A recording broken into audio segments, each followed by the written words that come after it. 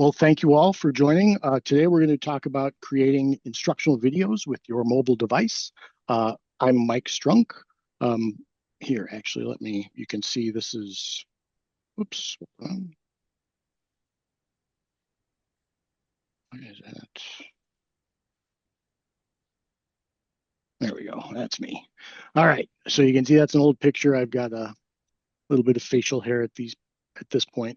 But Mhm. I am the multimedia coordinator at the Center for Innovative Teaching and Learning here at Northern Illinois University. I'm sure I've talked with several of you, um, or probably both of you before. I know I've talked with Rodolin um, because I uh, frequently help faculty with Blackboard problems, um, and also, with incorporating video and multimedia into your courses. That's my information right there. So if you do have any questions about this or any other thing video related or Blackboard related moving forward, feel free to reach out. Um, that's what I'm here for. So, anyway, I introduced myself. And I should say, as by way of background, I do have a background in video. I used to work in television news for a very small station in La Crosse as a camera person. And after that, I kind of got back into teaching and I sort of really enjoyed incorporating video into my teaching because I used it a lot. I taught in elementary school, and I really liked using video to establish background knowledge. Just a short snippet, things like that.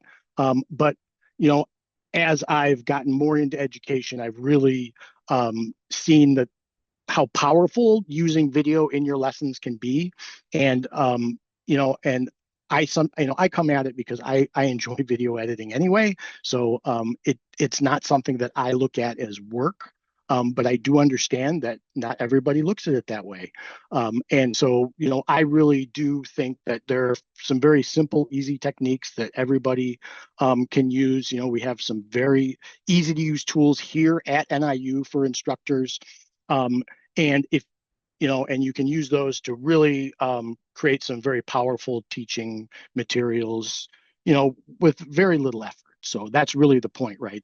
The deal is we don't want to make extra work for everybody. We want everybody to work more efficiently to get more out of what you're doing, right? And I think video is a great way to do that. So if we could, um, I've talked a little bit about myself. I would like to hear a little bit about the rest of you. So if we could just quickly go around and just tell me your name, which department you're in, if you have any video or photography experience prior to this, and maybe one thing you hope to learn from today's session. And it can be, how to turn on my camera. That's fine. You know, we're here for you. So. Okay, I'll go ahead. My name is Rodolin Creel. I'm with the Center for Southeast Asian Studies and also the Department of World Languages. I take care of the Philippines, language, linguistics, culture, and literature.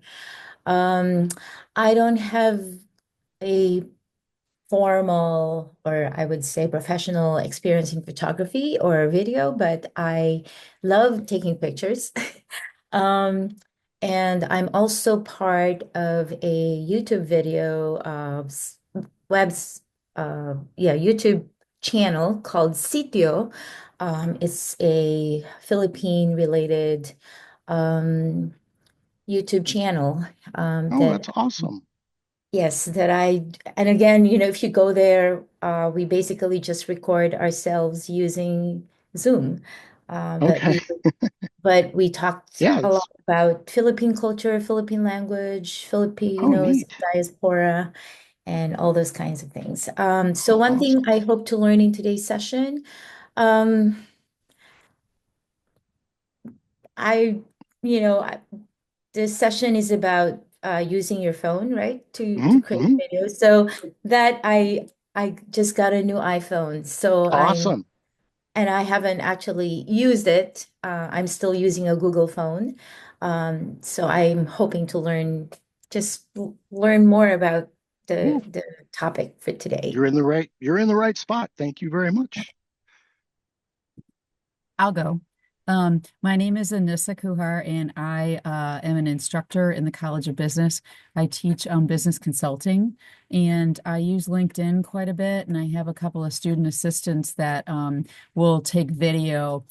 We try to recruit new businesses to be part of the consulting process, and Hmm. I want to get better at just on a moment's notice, just recording and asking a student, "What did you think of today's lesson?" Do a quick video and then be able to edit it so that I can post it. I Awesome. can, yeah, Good idea. Yeah.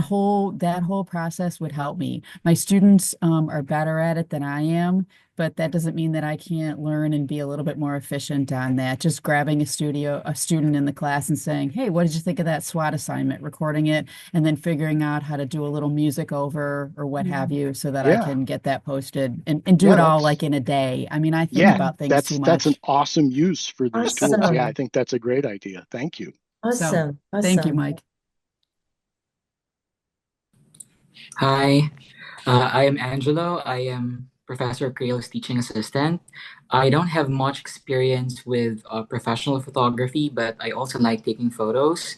One thing that I hope to learn from this session is how to use, a smartphone in video editing or creating instructional materials.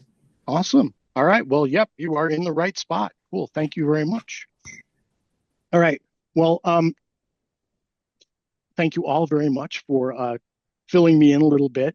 Um, you know, when I first started into this, a very smart person told me that, when you are creating a video, right, you can't take a good video unless you can take a good picture, right? And so it sounds like all of you kind of like to take pictures and things like that. So I think we're going to be in good shape here. Because we'll go over a few basic tips for getting some good composition and things like that. But I think first what we're going to start with actually is sort of talking more. Well, here, let's go to my agenda here. More first, we'll start about talking about some of the ways that instructors have used video in the course and some of the ways you can use video in your course, right? I'm sure we've all had experience using videos in our course and also being in a course where a video was used.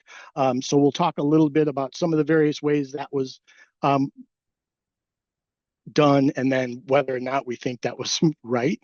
Um, then we'll talk a little bit more about what makes sort of an instructional video or what differentiates that from some of the other videos out there.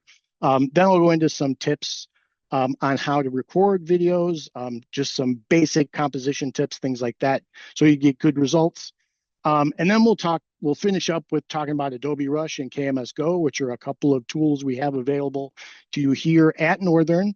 Um, Adobe Rush is an editor.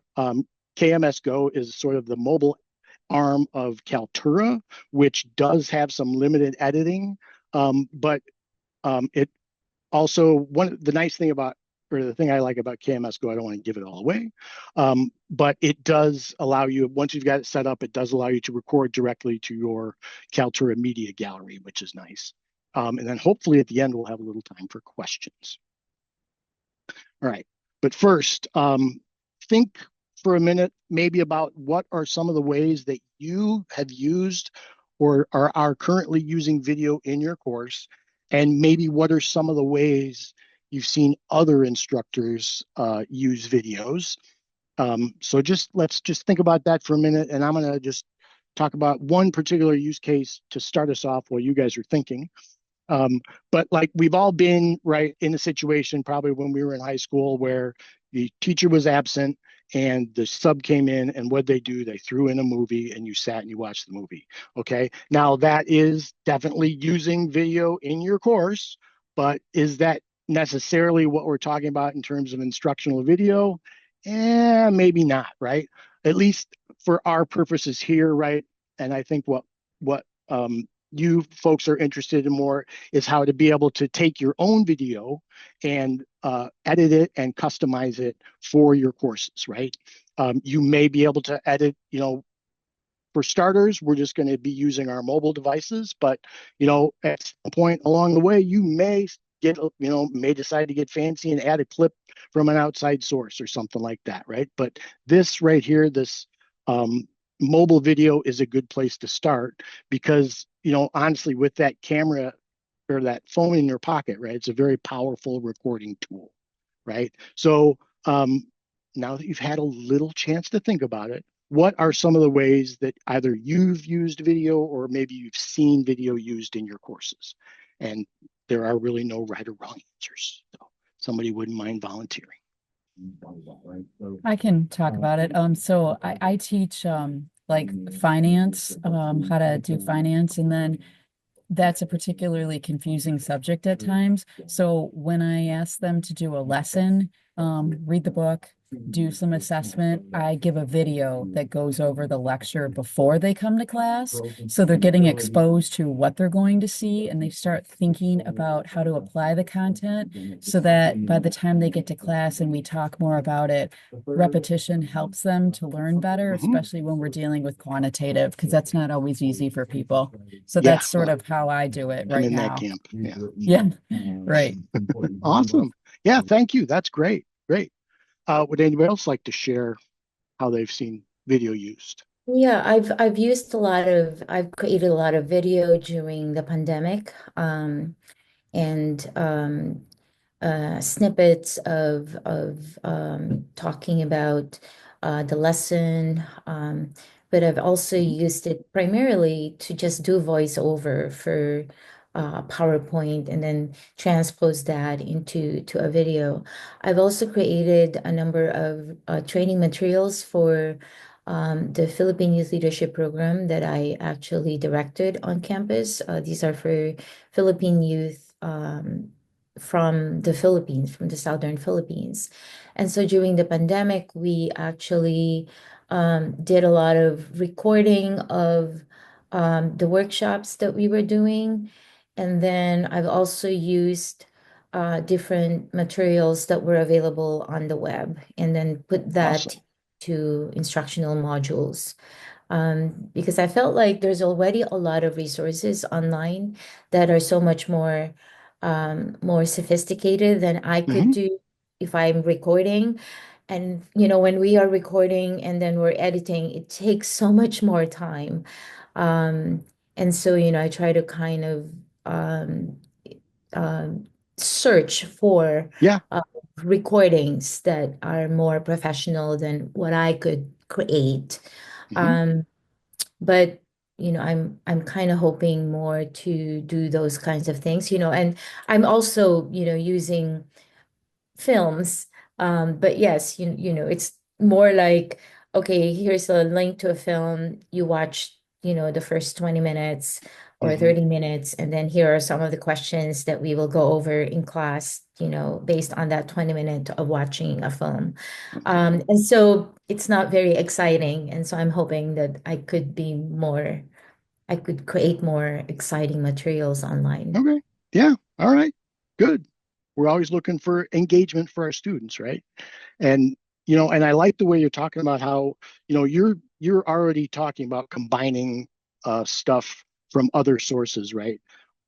Stuff that you didn't necessarily produce, but that you can use, and that's great, right? That's we always want to work smarter, right? Not necessarily harder. And if you can find something out there that's already there, use it. One of the reasons that I like video in general is because I can't always find exactly what I need. And so if I kind of create my own video, I can steal from other, not, excuse me, borrow from other people and, sort of put my own spin on it to get exactly, how or what I want.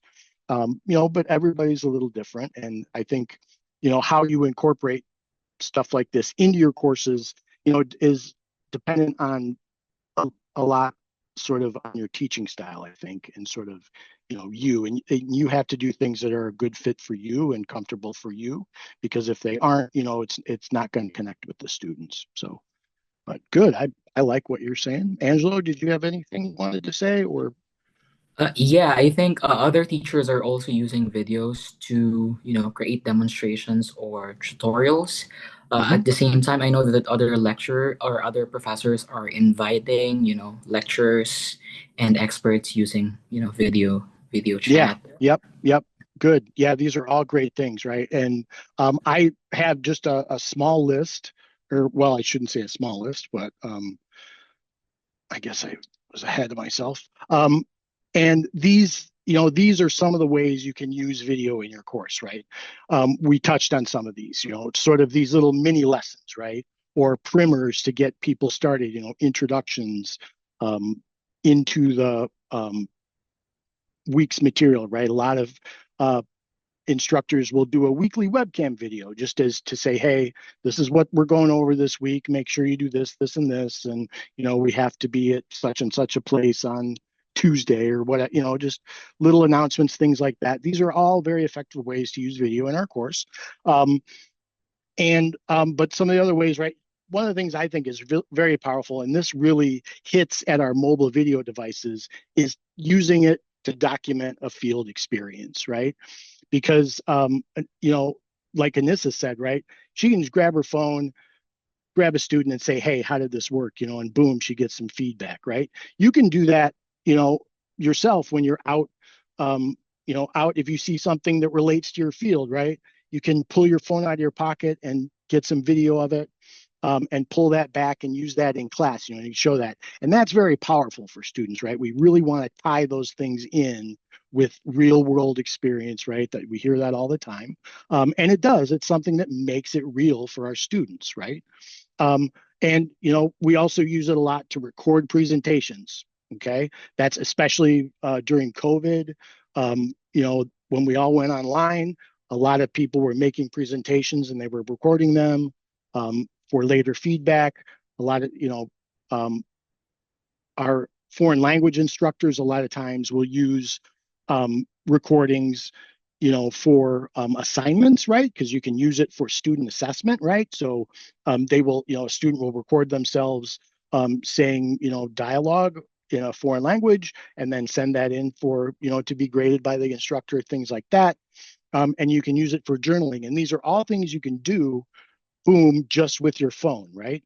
The thing I love about the phone is that it is so easy to use. It's really taken all the technical work out of being a camera person, right? Because not to get too far into the weeds, but camera lenses, the shorter they are, the deeper their field of focus is, because your camera lens in your phone is so short. It has a really deep field of focus, so everything you take with your camera phone is pretty much in focus, right? So you don't have to worry about messing anything up. And it's just right there. It's just a couple of taps on your phone, and suddenly you're taking video. And like with pictures, right? If you don't like the video, just take another one, right? It's not like you have to load a new tape in there or anything like that, or record over something. You can just keep recording until you get what you like. Now, on that note, I will say that when you're recording these videos, especially when you're doing field experiences or you're just recording a weekly topic introduction, little stumbles are fine. That sort of makes it more real, I think, in a way, and it shows that you are human. And it's and using this tool is something I also want to touch on. It's just a great way to model these things for our students, right? These are the types of things that moving forward, people are really going to need to use in their work life. Digital literacy, digital, just proficiency is going to be so important. And this is one of the skills people can use. And then just the last thing I have on my list there too is one thing I really like this for is community building, because a lot of times to make a video, you really need some help from other people.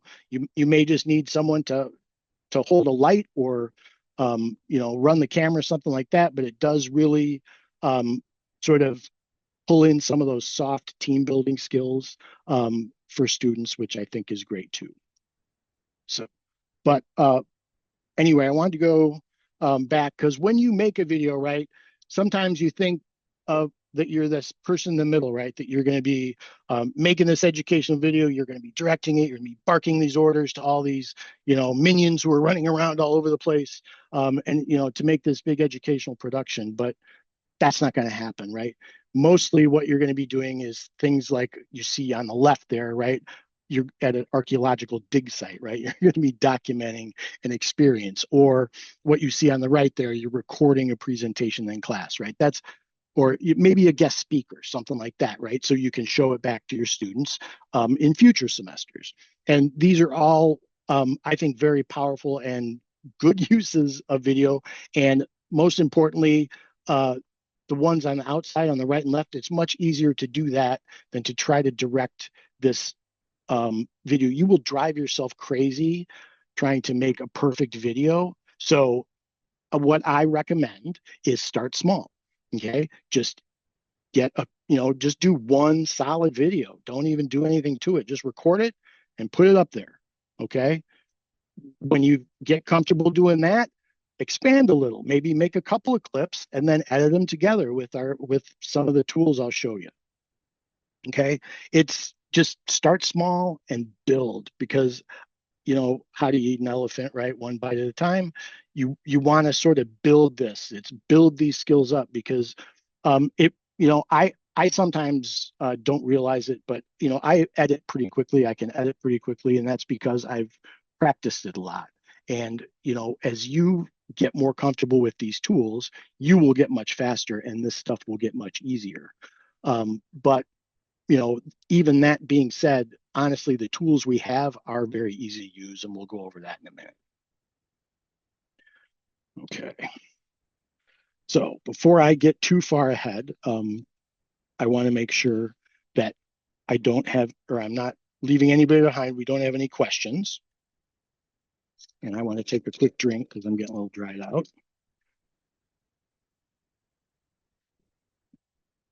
All right. If hearing no questions, I am going to move on. All right. So if we could take a minute now, and we're talking about instructional videos. What is it that you think makes a good instructional video, and what are some of the features you would look for in an instructional video? If I have anyone brave enough to volunteer, that would be awesome. Yes, Anissa. I think it's a good idea to, when you start, give them an overview of what you're going to cover. Hi, the purpose of this video is this. I will be talking about these three things. Then tell them what you're going to tell them, and then tell them what you told them. Yeah. Essentially. Yep. Just so that nobody wants to sit there if they don't understand what it is they're expecting. Nobody has time to waste. So if we can do that, and then obviously fulfill the purpose of what you said you were going to do.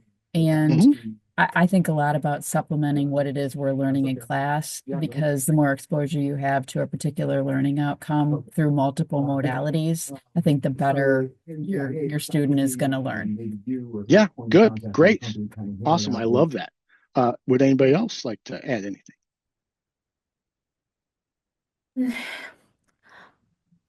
I think one of the things that I've learned as a learner, because when I was in my PhD classes, I personally like snippets of a portion, like of a particular topic, instead of like 1 hour, 45 minutes, 15 minutes, an hour of lecture.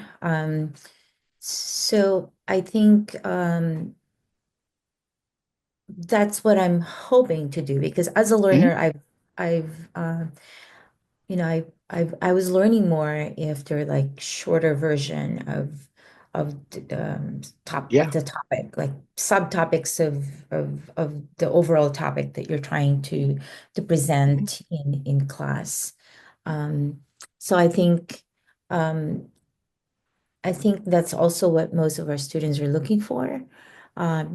Not just in video, but also in learning in general, when they, even with readings, giving them several chapters of a novel is really hard for them to complete. But if you say, okay, this one chapter, and these are some of the assessment that you be going over in class. So that's sort of what I was thinking that I would look for. Yeah, no, I think both of you brought up kind of focus, right? What we want our videos to be is focused on the topic, right? That's sort of what Anissa says. She's like, Here's what you're going to be learning. Now, here we are learning it. Here's what you learned, right? You're kind of talking about the same thing. You want small, focused, short videos. And I'm glad you brought that up because honestly, short videos rule. You do not want super long ones. Um, there have been, most studies show that by 6 minutes in, people have tuned out um, of a video. I think because we're talking about people who are willing to learn, right? Presumably they're in your class and they're taking it because they want to learn something. They might hang a little longer, but we still want to keep those chunks small, right? Not just because it's more interesting and engaging for the students, but also because it makes it easier for them to come back later and find information if they don't have to scrub through an hour and a half of video, right? If they can go to the specific video and it's easier to find that way. Um, and this also, brought up how we tell them what we want to tell them, we tell them, and then we tell them what we told them, because repetition is important. So, that is something that, works in that's just part of learning, right? Repeating it, going over it again. And that is awesome. You also brought up modality, which you touched on briefly. That is another, I think, really powerful aspect of video is the multimodality it has because you're not only learning through the visual, but you're learning through the audio. And by learning through multiple channels, right, you can take a little more in. We can avoid a little of that shutdown that happens when we overwhelm one channel or another. So it's just a more effective learning tool because it sort of distributes it across a couple of channels, makes it a little easier to disseminate. So these are all excellent features of video, and these are the things that make it such a powerful learning tool. So I mentioned focus, right? So one of the things we can do when we're making our videos is, with minor editing technique is we can remove the stuff we don't want, right? So, it's relatively easy, just cut out what you don't need. And this sort of helps us focus in, right? Again, what I'm gonna caution you at the beginning when you're starting out, don't try to get too fancy. Don't worry about making it perfect. Just trim off things, take out most of what you don't need. If there's a little in there at the beginning and end that, but most of what you need is right there, be happy with that, right? These are small steps we're going to be taking. Okay.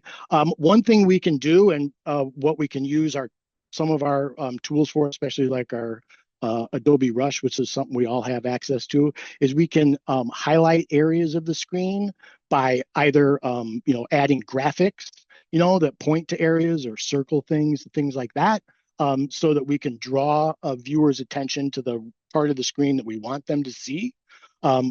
We mentioned the short duration, right? If you've got longer videos, if you can find a way to chunk them down, try to do that. 2 to 3 minutes is optimal, but as I discussed, you can go a little longer because these are instructional videos. There's a little different expectation, I would say, but just understand that longer video, the longer someone has to sit in one spot, the better chance they're going to lose focus. That's about all it amounts to. Okay. And we did also talk about the multimodal aspect about how they're a mix of audio and visual information, and that makes it very effective. Because if you're out in the field, right, you can point to, let's say, a tree and say, hey, this is an example of a larch. It grows here and in these climates, and I'm just making something up because I saw Monty Python and they talk about the larch. But you know what I'm saying. It's something it's meant to be kind of a guerrilla type thing, right? Where you're like, hey, there it is, boom, I got it. I pull my phone out and pow. Okay, so we've talked about some of the reasons. Now I want to talk about a few tips for when we're creating videos, how we can just help to make our videos a little more effective and engaging. Okay, and number one is to stabilize your device. Use a tripod, a gorilla pod. That's that thing in the middle there.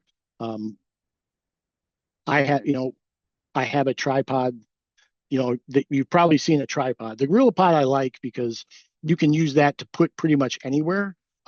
If you look at the legs are articulated, so you can wrap it around things. The feet are actually also magnetic, so it won't really, like, you can't like stick it to the side of something like a refrigerator, and it probably won't hold your phone. But what it'll do is it'll kind of, on a metal surface, it'll stick and it won't move. Okay, or if it's angled, it won't move. But what that does is it just creates, or it prevents that movement of the camera, which honestly is distracting for people. So it's very easy to do, and those devices are relatively cheap. And honestly, if you need to borrow one, talk to me, because we have a couple at CITL that I can loan out, if you need one. Um, you can also, like a lot of phone stands, those pop sockets, right? You can just set that down on something and it'll prop it up, which will stabilize your device as well. And honestly, I've also made these things out of cardboard, where I will just basically fold it like in a sort of an A like this. And then what you'll do is you'll cut. I wish I had an example here, but you'll just cut a little slot in it so that you set your phone on it, and it acts just like a little phone stand. I will. I think I threw it away, but I think you kind of get an idea what I'm talking about. Um, if you've got an old phone case that you don't care about, you can also use duct tape.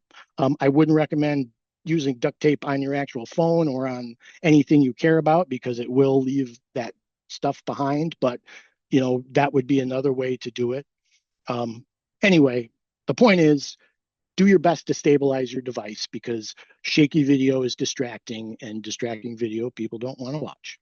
Um, okay, so now moving on. The next thing is sound, right? Believe it or not, sound really is the thing that sort of fleshes out your video and really makes it real for people. Like, if you've ever watched a video and it doesn't have any sound on it, it's weird, right? You always have that sort of ambient noise behind you.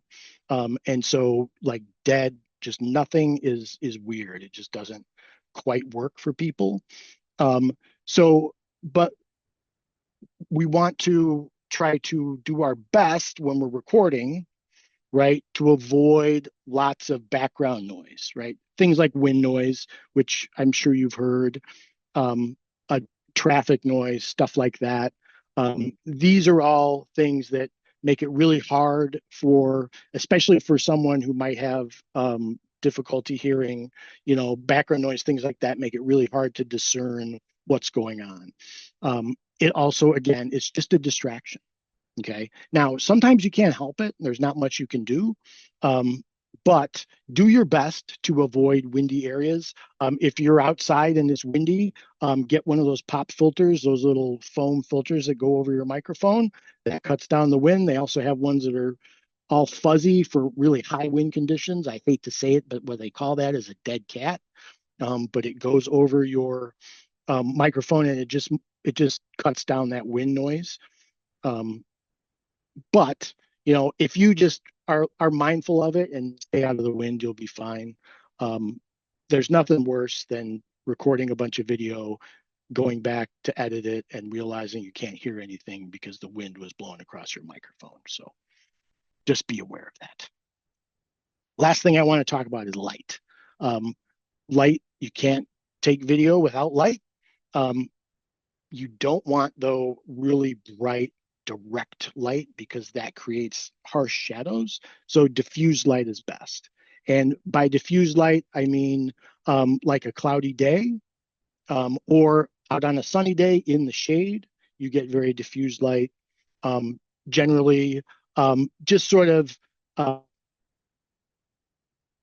ambient sort of room lighting will give you kind of a diffused light. You'll see a lot of photographers, they'll have those big boxes over their flashes, right? That's just to diffuse the light, to make it softer, because all you're doing with harsh light is you just get really harsh shadows. It just doesn't look as good. Again, not a deal breaker, but these are just things that just little things you can do to, while you're setting up to record your video, it'll just give you just improve your product overall, elevate the sort of the production values that you're putting into your recording, right? Because it's like anything else, right? If you start with a good foundation, building the house is easy, right? So you want to make sure that you have those good foundational things in place before you get started. And then next, I want to talk about a little bit about shot composition. And now we've got our phones, right? So the question is, do we go wide or tall? It's up to you. I am old school, right? I started this a long time ago. I'm and I like the the widescreen angle, okay, or the widescreen perspective. That's what I want to say. I don't like the up and down thing that most people use with their phone, but I know it is common these days, and I'm doing my best to get past it. Um, do whatever you want, whatever works for you. And honestly, there are situations I can think of where a tall perspective would be better than a wide perspective. Okay. Examples are in these shots right here, right? The wide perspective is great for the dog there as he stares majestically out over the mountain, off into the valley looking for, I assume, Timmy, who's stuck in the well or something. I don't know. But you can see on the left side, that shot, you really do need it to be tall in order for it to be effective, right? If you think about that shot as a wide shot, it wouldn't work, right? So, you know, when it comes to this, go with your gut. What do you think looks best? That's probably what is best. Okay. We've all looked at these things. We all have eyes, right? So, like I said, trust your instinct. Now, a simple rule for getting good shots is what is known as the rule of thirds. Okay. The rule of thirds is all you do is you divide your screen into those like a tic-tac-toe board, right, with those lines, and you want to put the important items on those lines, right? So, and what they call the intersections, the term they use is PowerPoints. But if you put things that are important on those intersections, that's just sort of naturally a balanced image. Okay. It's where viewers' eyes are drawn. And you can see how it works here, right? We've got the dog standing up on that 1/3 of the screen, looking out over the valley, right? It's very dramatic. Another just general thing too is that top third line. If you are doing any type of filming of people, try to put, and like an interview, things like that, where you're talking to them, try to put their eyes on that top third line roughly. Okay. It's okay if you're like zoomed way in and you cut off the top of their head, that's okay. But try to get their eyes a little up more towards that third line there if you can. Okay. These are just guidelines, they're not rules. Okay. But following some of these little things will just give you an overall better shot, just make it more engaging, and people will like it. That's all. See, I think I already talked about the PowerPoints. Okay, so we've talked a little bit about that. I want to talk now about some of the tools we have for you guys to use here at NIU. The first one, and this is honestly, I love this tool, Adobe Rush. I like it because it's something that goes on your phone, goes on your mobile device, can also go on your desktop computer, and it's a super easy editing program. It's like if you're familiar with iMovie or Windows Movie Maker, how you would just grab clips, throw them together, and you're good. That's what Adobe Rush is. And what's really nice is on your phone, right? You can collect your video, and then you can actually edit in your phone if you want. Now, I don't like to do that because it's too small for me. I just I it bugs me, or I shouldn't say it bugs me. I'm just not very good at doing it that way. I edit on the computer. I know people who are much younger than me who do edit on their phones and do a great job.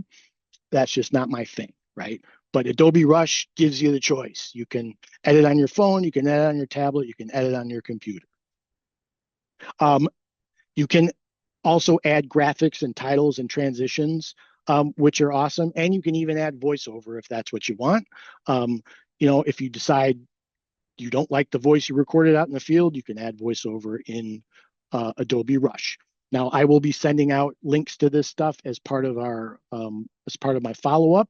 We also in March are going to have a dedicated Adobe Rush editing workshop. So I will, keep your eye out for that. But I'll also try to remember to send a link to you guys personally because I know you're already interested in this stuff. And we'll be going over Rush in a lot more detail in that workshop. But in the meantime, like I said, I will include some of our materials we have on Rush, and you can always contact me if you need help getting started.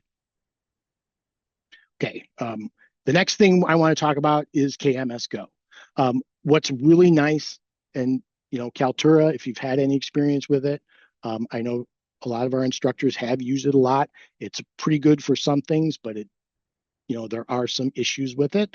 But one of the things I do like is KMS Go, because once you have your KMS Go set up, you can actually record with your phone directly to your media gallery, which basically cuts out a step, right? So, instead of recording with my phone and uploading to Kaltura, I now just record on my phone and it's automatically uploaded to Kaltura. Do be aware that there will be some data charges. So, if you're worried about your data plan or something like that, you may want to hold off. But it is something that, like I said, will record directly to your media gallery, which is awesome. Just understand that data charges may apply. And then, once you've got it in Kaltura, you can do whatever you want with it, embed it in your courses, anything like that, and manipulate it sort of however you want. You can even make it into a quiz. I'm sorry, I'm starting to rush a little bit because I know we're getting near the end. But I wanted to leave at least, enough time for questions here. And I also wanted to mention that I think I mentioned this the last time I talked to you, Roland, that we're going to be starting sort of a professional learning community for instructors who are interested in incorporating more video into their courses. It's just going to be a Teams channel that we'll use to share resources, have some chats. Unfortunately, there's no money to do anything event-wise for this group, but I think it'd be good to just get sort of a support group started. And if you folks are interested in that, I'm going to be sending you information on that as well.